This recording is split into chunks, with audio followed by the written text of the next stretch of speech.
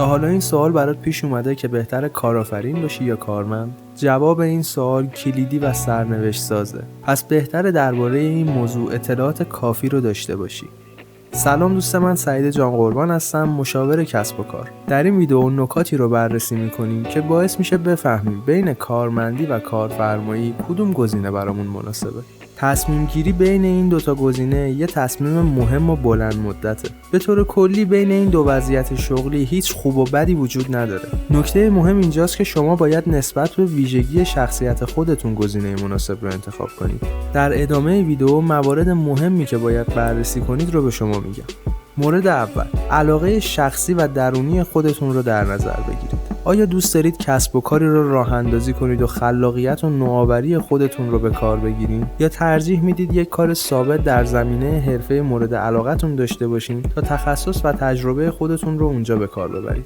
مورد دوم، شرایط مالی شماست. در کارمندی درآمد ثابت و مزایایی مثل بیمه، مرخصی و غیره داریم، اما در کارآفرینی در آغاز کار قطعاً بدون درآمد هستید و باید برای شروع کسب و کار هم سرمایه گذاری کنید.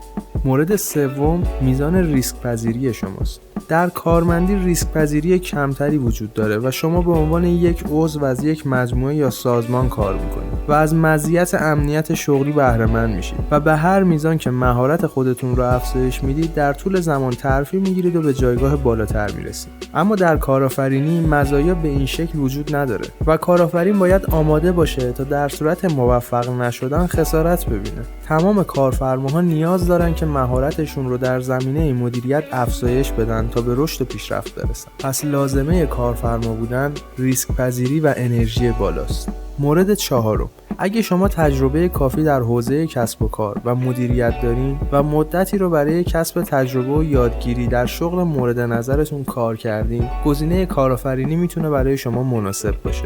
در غیر این صورت حتی اگه به کارآفرینی علاقه دارید هم بهتره ابتدا به عنوان یک کارمند در اون کار تجربه کسب کنید و بعد به مرحله کارآفرینی برید. مورد آخر و مهمترین مورد، در هر دو جایگاه میشه به موفقیت و ثروت رسید، اما هر کدوم مسیرهای متفاوت و به خصوص خودشون رو دارن.